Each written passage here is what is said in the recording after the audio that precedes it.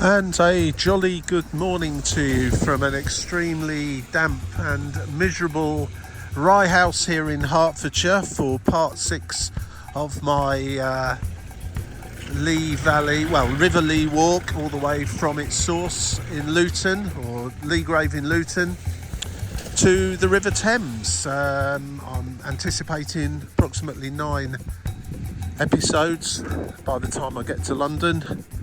That, however, might change slightly.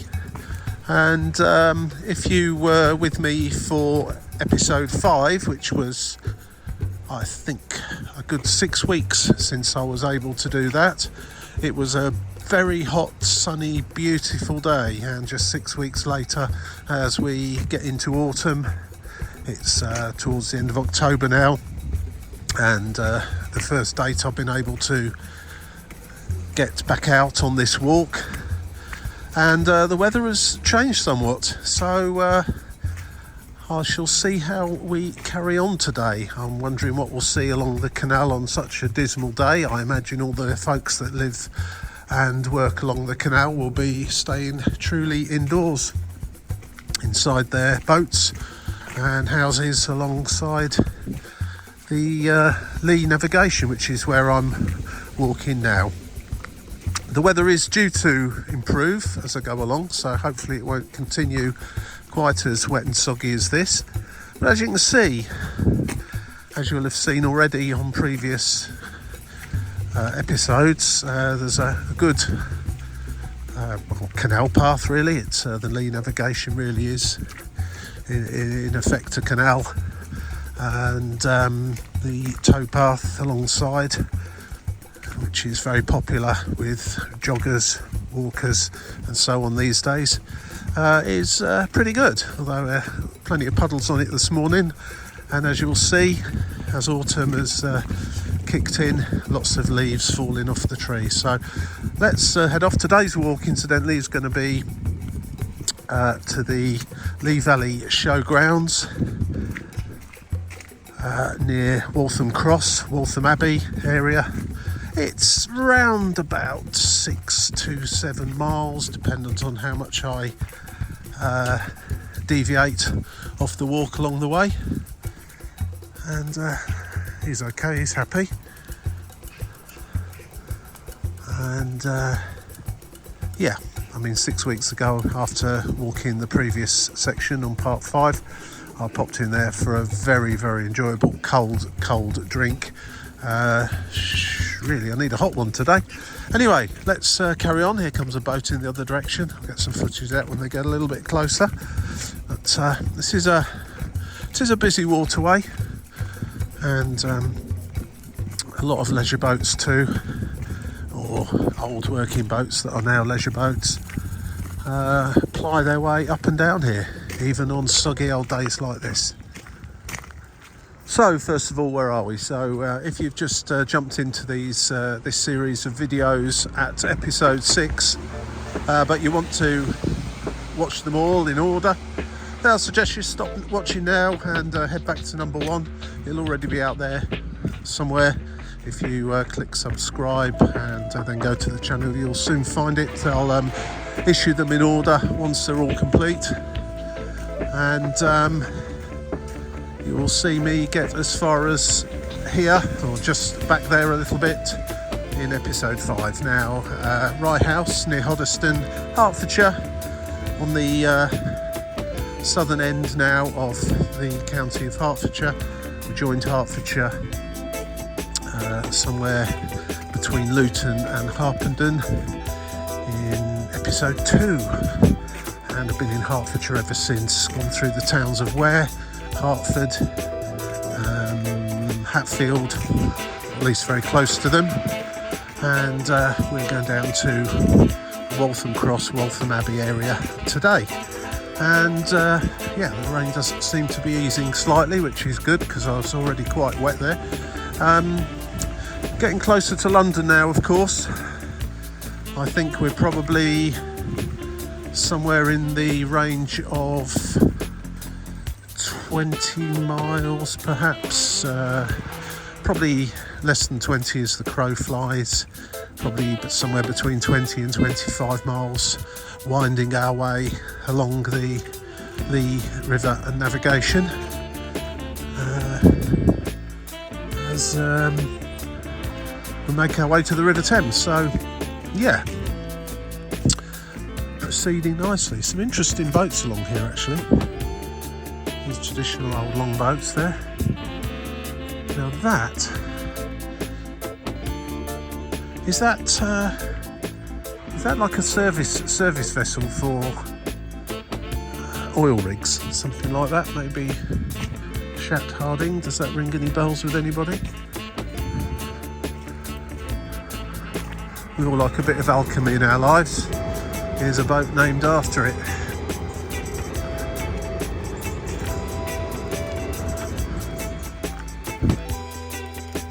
Of course, as we get, we've been through some quite rural parts of Hertfordshire to get here. Starting off in the Bedfordshire, of course, at Luton, which certainly isn't rural. And then after hopping doing a very rural walk through the countryside, through the Brocket Estate, or around the Brocket Estate really I should say. And as we get closer and closer to London itself, once we go underneath the M25, you'll notice a huge increase in the density of population and businesses and so on. But one thing that remains all the way, although the River Lea has now really turned into a navigation, which is really what you would call a controlled river, somewhere between a slow-moving river and a canal really. It's certainly very canal-esque in this part, and served many people for many years as a route for industry and commerce before we had so many roads, lorries and trains and so on. So it's more of a pleasure facility now. You can't beat a canal. I'm glad that they have been in many cases restored. They were allowed to fall into rack and ruin in Britain over a long period of time, but they are very much part of the culture and environment now, and a great place to go and take walks, boat rides, and spend some time next to some water. Don't think I'll be attacked by midges and mosquitoes and things like I was in the last episode today. But I'll probably end up with very wet feet.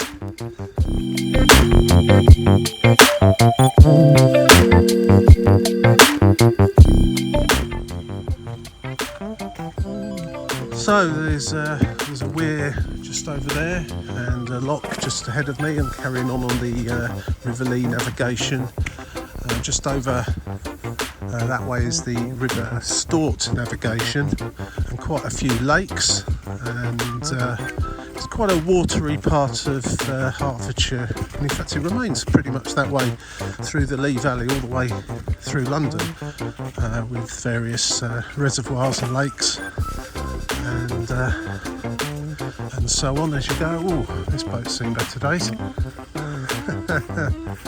Yeah, I think that'll take a bit of work before it's canal worthy again.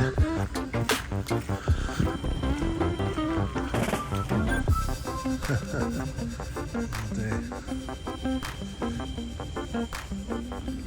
There's its registration number there if anyone's interested in looking it up. British Waterways 516920. I might look that up myself later on to see what it has to say about it.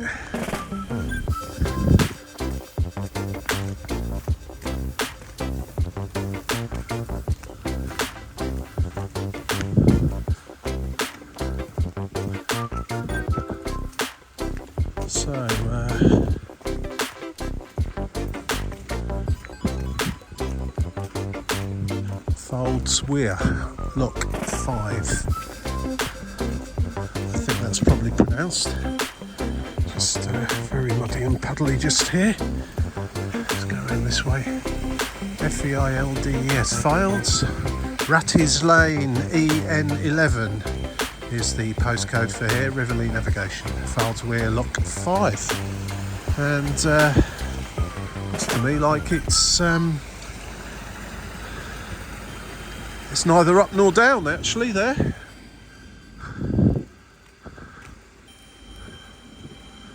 There's a sign sending you over a little bridge here, over this end of the lock, towards a public footpath towards the River Stort.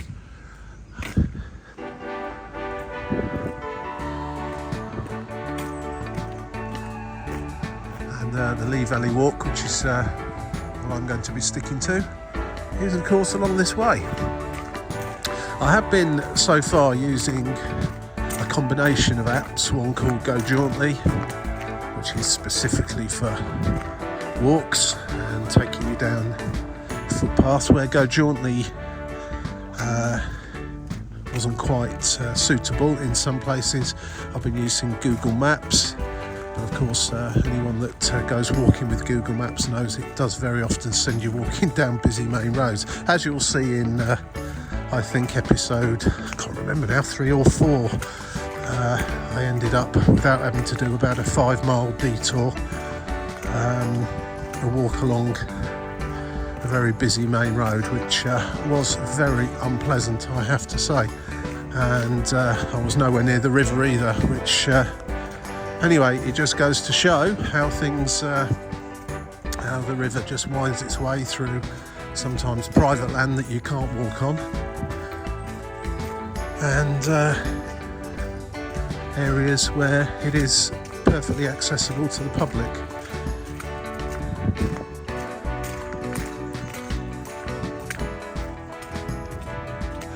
Walking right underneath some high voltage power cables here, and is it just me, or do other people feel the kind of magnetic field from it, or something that it kind of makes my head slightly fizzy when it's such high voltages above like that?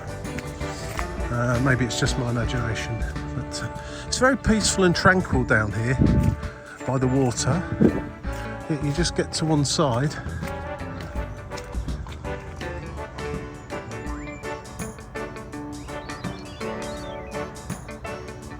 and there is a lot of industry. There's a biogen plant apparently, Biogen Hoddesdon, according to Google Maps. So using lots of organic material to produce energy, which I guess is a good thing. It's not too noisy, I have to say. I'm fairly close to it here, and it's there's sort of a general humming noise over there, which I think if I was had my boat moored up here at night would prove to be a little bit irritating. But as you can see, there's not really anywhere to moor your boat up just at this point anyway, and there aren't any here, so maybe that's why.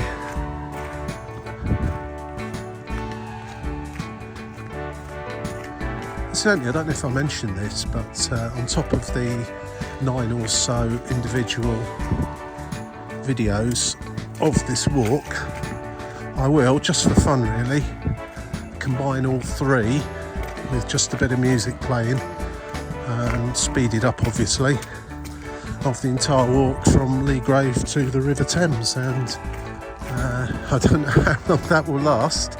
I might have to edit down the individual videos a little bit to shorten that, but yeah, that's going to be a fun exercise when I get around to doing it. So look out for that one too. I just made it over a little bridge, and then there's this kind of inlet here, away from the navigation.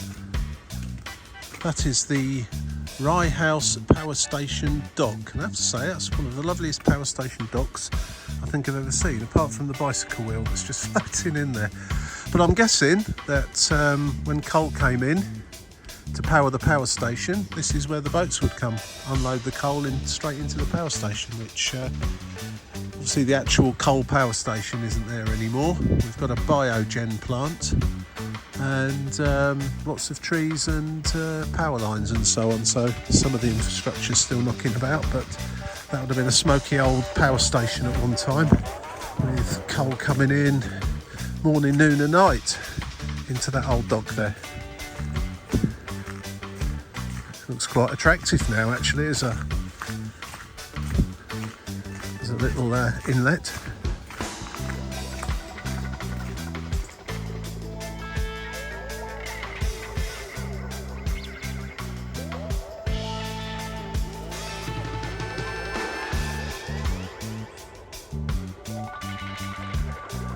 Yeah, so there's a sign there saying no fishing, and then there's a much older sign there which probably needs to be taken down. Members and day ticket holders only. That's obviously for fishing.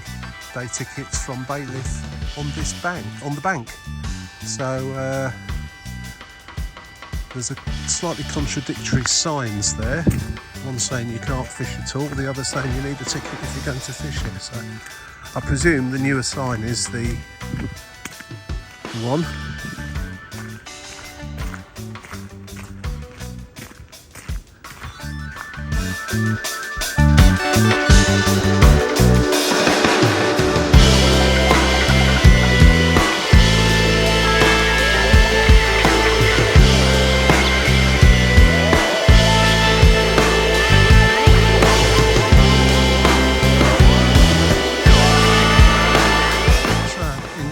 A shipping container to start with, but actually it's like wooden fencing that is just sticking out from that high metal fence over there, and I'm presuming there's some sort of drainage channel coming out that they don't want people going into, so this is the concrete here. Let's just put the camera over the top and have a look, see what we can see. Ah, yeah. Some sort of outlet pipe. Presumably clean water or rainwater or so on off the building, off the drain pipes. Hopefully it's nothing more sinister than that, but yeah, that's interesting. Yeah, you wouldn't really want anyone climbing into that lot. From here on in, it's really quite difficult to totally establish what is the River Lea, if indeed the River Lea really actually exists in its real form this far towards London, which is the River Lea Navigation, which is the River Lea Navigation flood relief channel. There's one or two other channels leading off here and there into lakes and reservoirs and areas, leisure areas, and there's a much further on actually from here is like a cutting that cuts through to the Regent's Canal as well. So I'll be following the Lea Valley footpath, and of course it is not necessarily always going to be the Lea navigation, I don't think, but we'll follow the footpath as it's the Lea Valley and see what we find. I think I might need to cross over here. I shall have a little check in a moment. Oh, have I got a choice? Oh,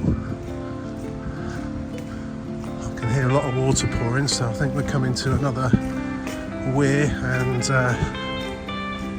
area. Ah, yeah, you see, so the canal itself cuts off in that direction, and there's a nice pub there, Fish and Eels, or I say it's a nice pub, it looks nice, whether it is or not, of course, only its customers can say.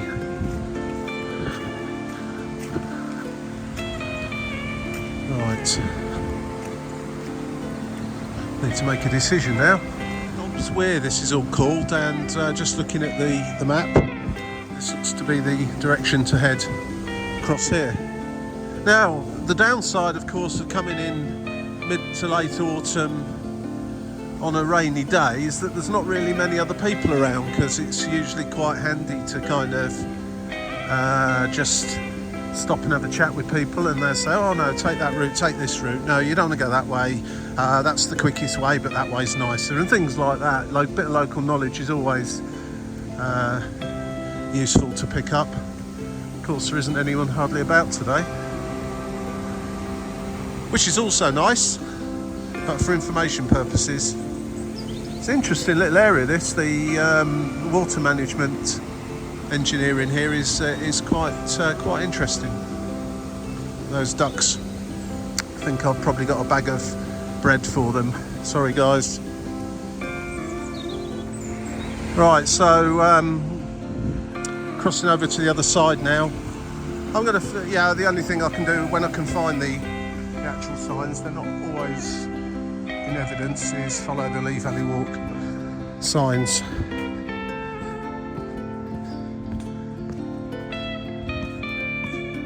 So, kind of do a big curve now, looking at the map towards Broxbourne, and probably about halfway through this particular walk now to the Lea Valley Showgrounds, I think they're called, which I shall call it a day for today.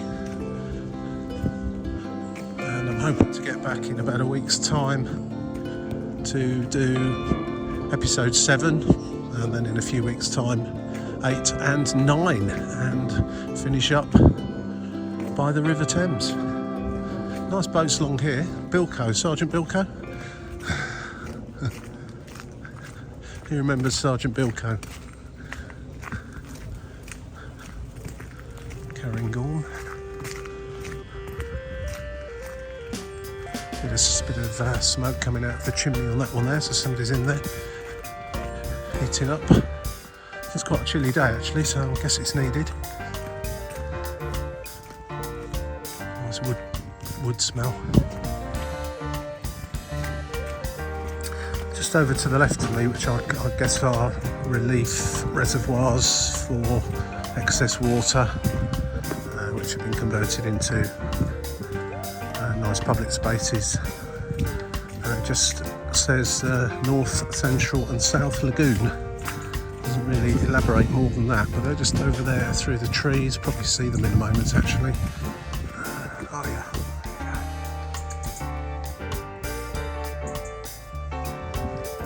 I presume they've got another name other than that. Just go up to another lock actually. Thought the canal was beginning to be above the level of the surrounding land. It's certainly well above the level of the lagoon there, or the lake.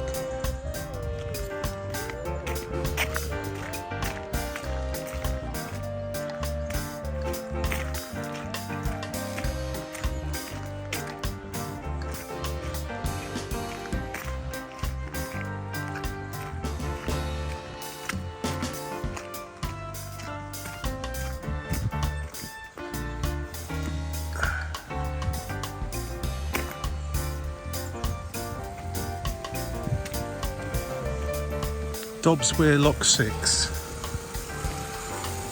Again, I think it's left halfway up, halfway down.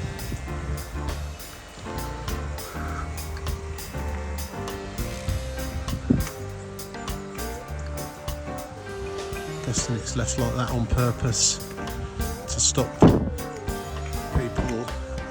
If the water's at the same level as the inside of the lock, then you can open these gates, and without the lock gate key or whatever they're called, to let the water through. Right, so what's the sign here? Nazy Meads. There is a lot of water around this part, so we've got Glenfabber Lake, River Stort, Rye House Gatehouse, Rye Meads Nature Reserve, Roydon, Station, Harlow, to give you an idea of how close we are to those places. And I think we must have just passed the Lea Valley caravan park back there somewhere. I didn't see any caravans, but do you know, it seems like a heck of a long time since I walked through Ware. I didn't actually go to Ware railway station. I walked through Ware, and that's only apparently 5.5 miles away, but because it was amount of time, it seems a long time ago and a lot further away than that, but there you go. I'm pleased to report the rain appears to have stopped now, and the skies are brightening up a little bit. It's always nice to come across a sign here and there when you're on these walks, rather than just constantly checking out your Google Maps or whichever. There's a nice little handmade sign there, Windsurf School, which I presume is in one of those lagoons over there. They're pretty big, so I guess the wind does blow rather nicely across it. And a sign here, welcome to the Lea Valley. You are here.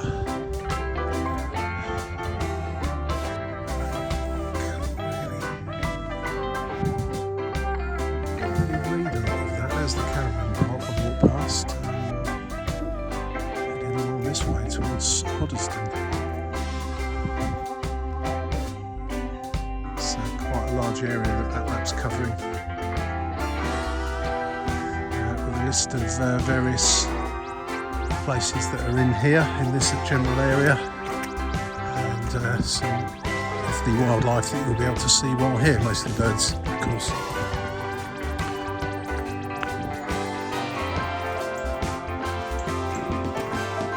I have to say, my previous walk to Limehouse and this one from Limehouse have been the most enjoyable, mostly because I've been able to stay by the river or the navigation for its entirety, whereas further back in the earlier editions, if you go back and look at those, or you've already looked at them, you'll remember that in places it's more or less impossible to walk next to the river, and in some places it's completely impossible because it's either across private land or it's gone underground, like it has in Luton, parts of Luton. The canal path here is really turned into a road as sorts. I mean, it's very potholed, unfinished, untarmacked road, but it's shown as a road on the map at least. And of course, as soon as you get a road where people can drive, you get the lowlifes that want to do this sort of thing, driving down it, probably late at night, and dumping all their rubble. Absolute disgrace. Look at it, should be ashamed of themselves. I mean, the foxes have been there, and the rats are maybe picking about in the bags. Yeah, I think there's someone's car registration number there. Maybe the local authority ought to be having a word with whoever that belongs to, see if they know anything.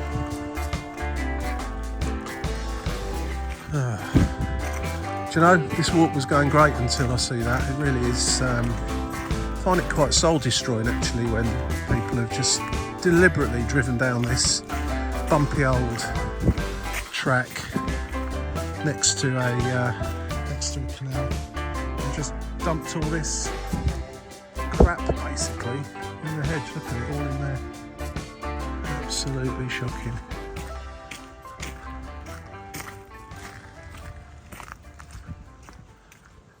No excuse for it at all. I know the reason why sometimes, but there's no excuse at all. Look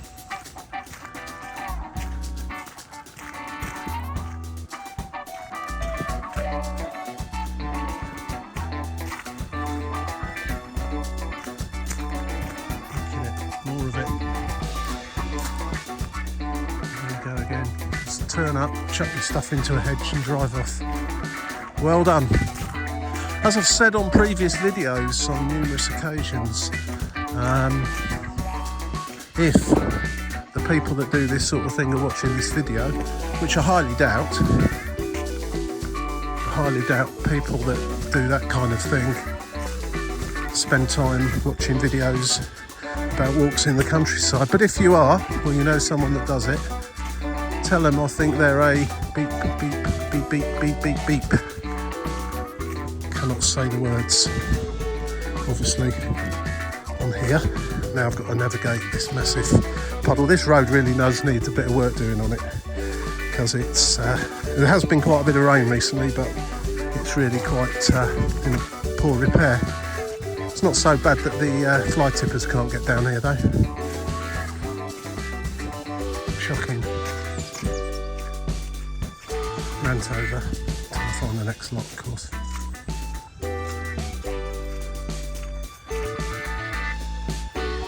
Grey Lady.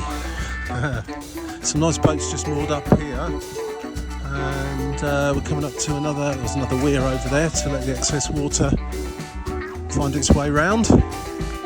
Obviously you can't send the boats over the weir, so you need a lock. Let's drop them down again. Let's have a little look at this one. Someone's probably going to have to tell me how you pronounce this locally, because or maybe I'm overthinking it, but you'll see what I mean when I get to it. Yep, halfway up, halfway down again. So presumably we have an issue with people tampering with the gates if they are left with the water high up or down. Cartagena,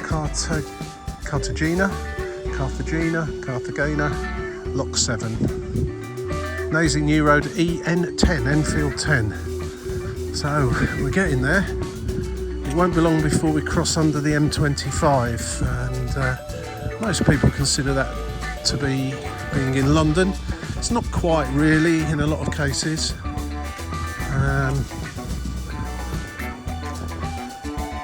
Certainly definitely still in Hertfordshire now, and there seems to be a little mini marina here as well.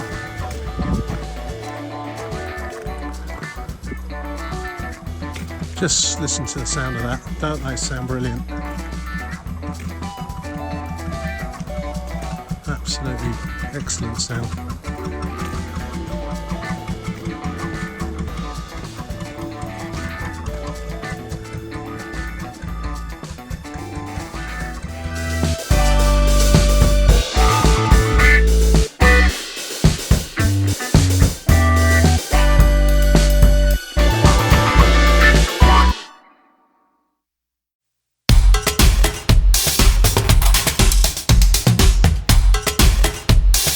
So if you do come on this walk along this particular section, there are a couple of pubs along the way to stop at for a bit of refreshment.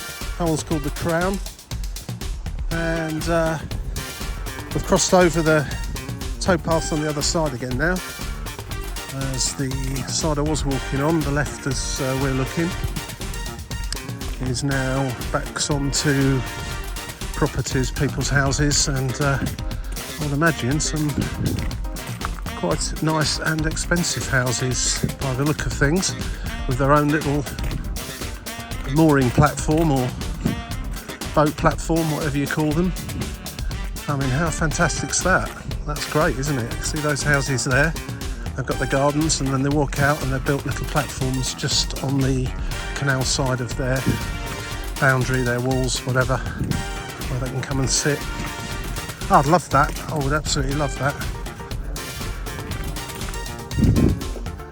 Beautiful.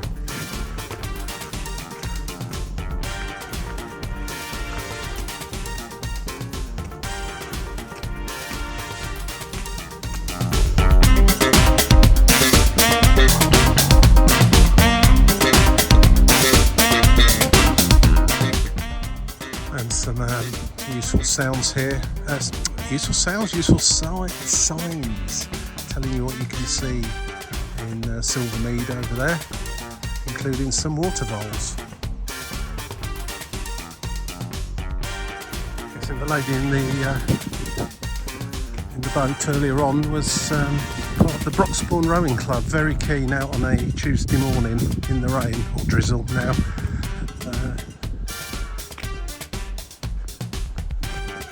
Good on her. Railway line just over there. That's the same line we've been walking next to for quite a way now.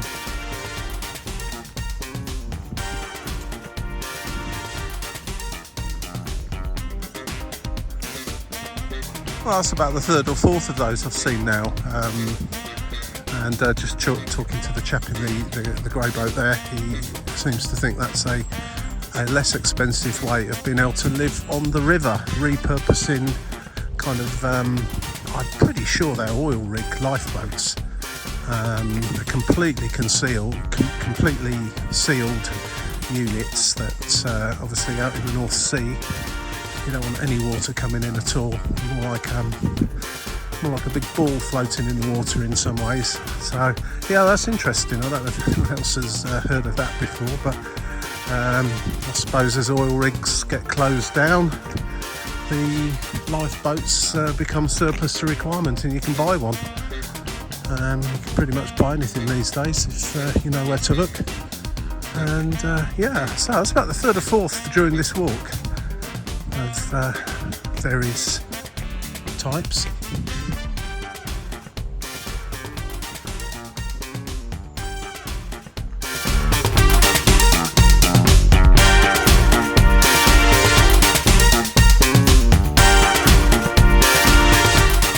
You can read that sign or not. It says 15 miles from Old Ford Locks, which I understand is where the Hackney Cut begins. So still a little way to get to that River Thames, because that's still a little way it's in itself from the Thames. So I'm thinking we're probably still heading towards about 18 miles, I would think, from that in total, from here to the tidal River Thames. So yeah, 15 miles. So that's going to be in another couple of episodes. Next but one, I think. Possibly, yeah. It's certainly nice out here. There's a bit of a hum of the motorway going on in the background.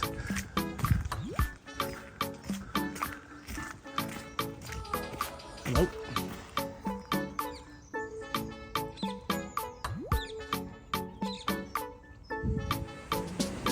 So another bit of canal or navigation engineering. Water going off down a bit of a weir there onto the Stansted Relief Channel, or whatever it's called. Relief navigation, something like that. So it's keep the water in the canal at the correct level. And we're just coming up to King's Weir.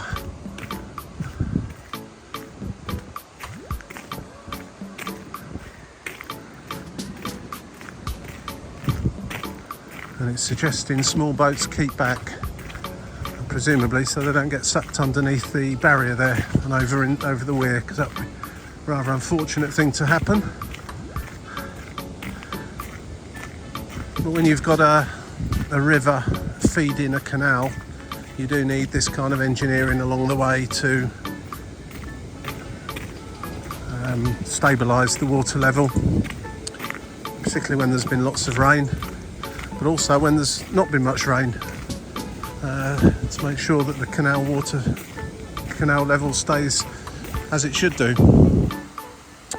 And if it was had been a very prolonged dry period, there'll be little or no water going down the weir there. It would all remain within the canal. It's all very clever stuff, based on gravity, of course. People on the top of a bridge there, I don't know what they're doing. Meeting up for a ramble, I would hazard a guess at. It's about that sort of time you would meet for a ramble, and that kind of place too. Oh yeah, definitely. There's a few of the walking sticks there as well. I have a feeling the canal will be dropping down by means of a lock fairly soon, because the land each side, Holyfield Lake I think it's called, just over there, and the Lea Pond or something, just over there through the trees are well below the water level of the canal now, so the canal needs to drop down. It's a great habitat actually, considering how close we are getting to the outskirts of London itself. It really is, and it's pretty well protected from here on in through to quite deep into London actually.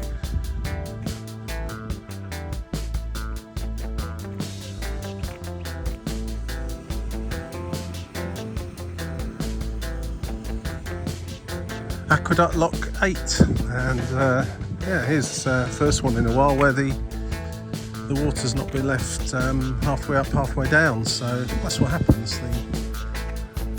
The gates open at the level that is the same as the canal. Not really a big problem, I don't think, other than people messing about with it. If the water's halfway between the two, you can't move them. Quite a big drop here actually. I noticed the land on each side of the canal was quite a lot lower for a while.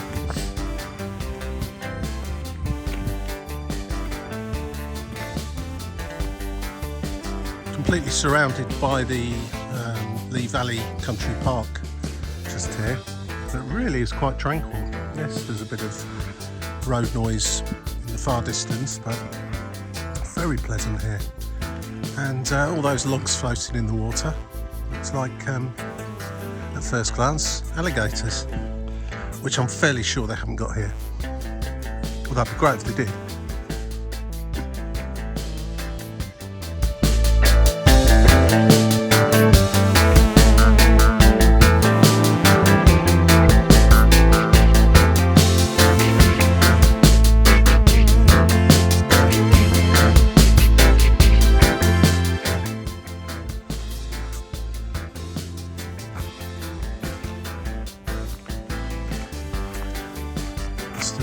Decided to not repair this bridge and replace it with this wooden footbridge over here.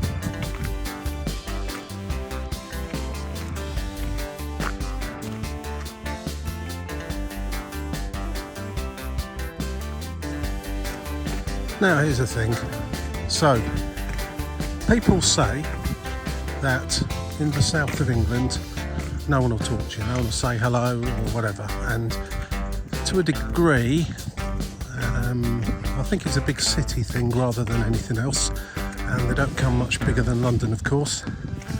Heads down, don't make eye contact, all the rest of it.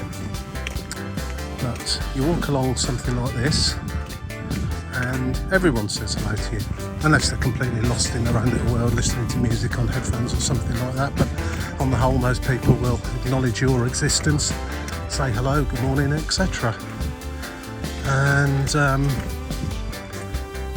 don't think that's necessarily true if you go to cities that aren't in the south of England. I think you'll find the same problem as you do. So I think it's more of a cities and towns thing where people want to just keep themselves to themselves and not interact too much with other people, whereas when you come to places like this, people are usually willing to stop and have a chat and tell you what they're doing, where they're going, how long they've been doing it for, and all the rest of it. And the weather's certainly perked up from the start of this walk. Probably been walking about 2 hours now, and it was throwing it down at the beginning. So well done if you're still watching. We've actually got some sun poking through now, and we're coming to another lock. The land does seem to be dropping away quite rapidly in this area, so more frequent locks. Cheshunt, lock number 9. Now then, if you look over in that direction, although the lock's dropping down maybe another 3 metres or so, the land over there, where the lake is certainly a lot lower than that. And of course, as I keep saying, the canals have to be kept at the same level to facilitate navigation with boats. I've a feeling that the original River Lea, if it really still exists as such in this area, in that sense, would have run down there, over there through the valley, the lowest lying land. It certainly wouldn't have been where we are now, just by natural flow of water.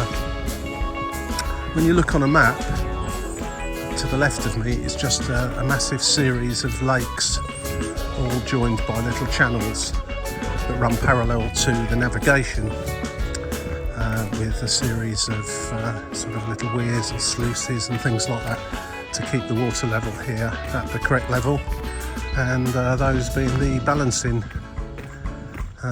lakes, if you like, over there.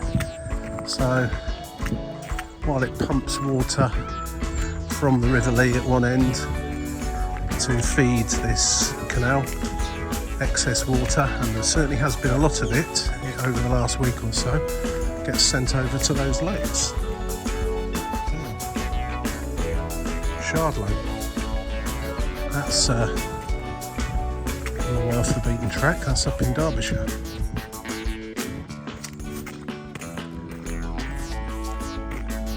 I think. Correct me if I'm wrong.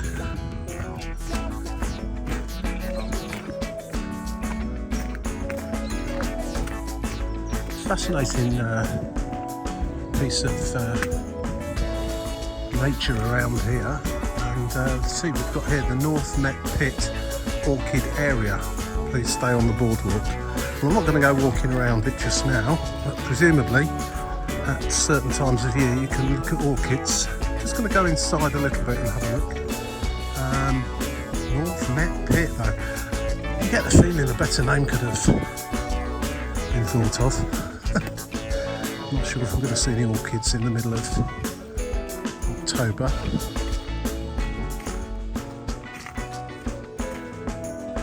Orchid Discovery Trail in the Lea Valley Regional Park. Follow this waymarked trail and get close-up views of these beautiful and scarce plants. The route is approximately 2 miles, 4 kilometres, and will take about an hour and a half to complete. The orchids are only in flower from late May until July, so yeah, I've missed that by half a year. This is one of 3 information boards on the Orchid Discovery Trail.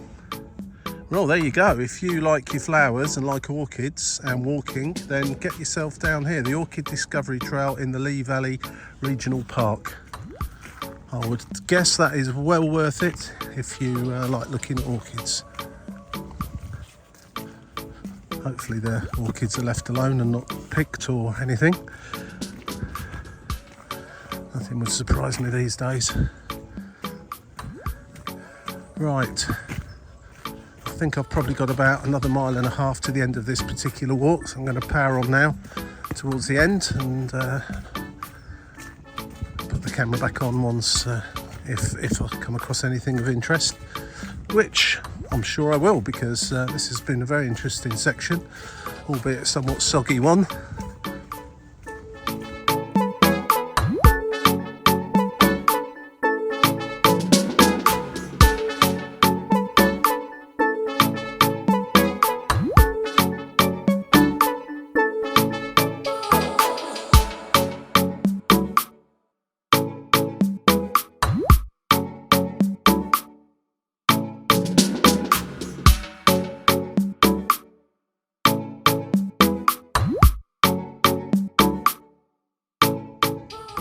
Another of those lifeboats. What's that up there as well?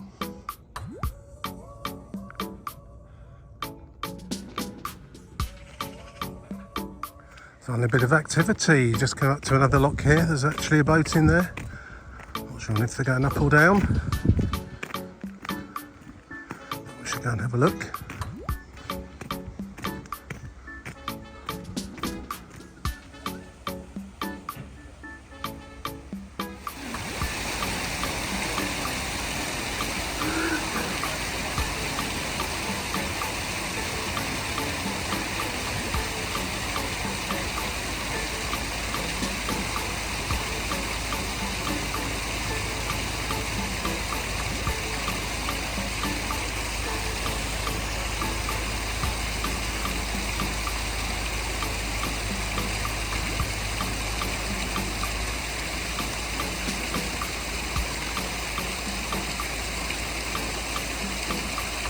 So make sure you've got not too much on the top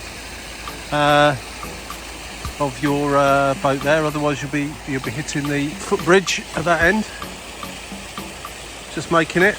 The little Christmas tree there is just going to just rub on the underside of the footbridge. And now she's going to jump off and close the gate unless there's someone waiting to come in the other direction, which doesn't look like there is.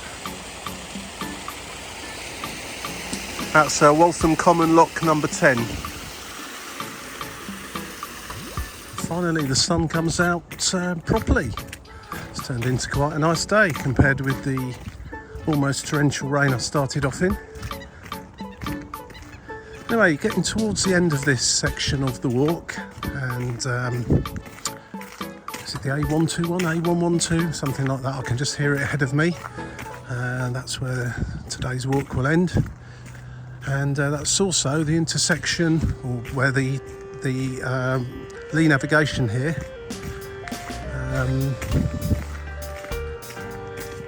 starts to run parallel with the Stansted navigation.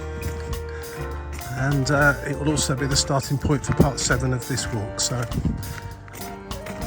it's been a very interesting day.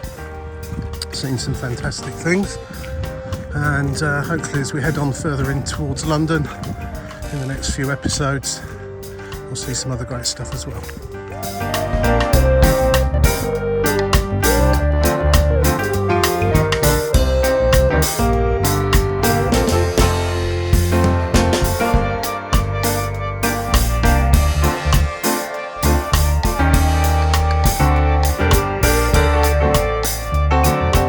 Right, so there we are at the River Lea Country Park Showground.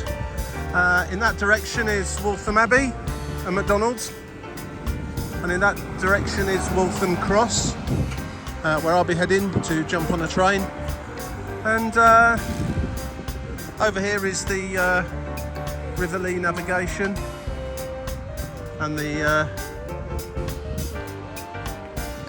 Stansted Brook Stream, Stansted Stream, I don't know, I can't remember the name of it.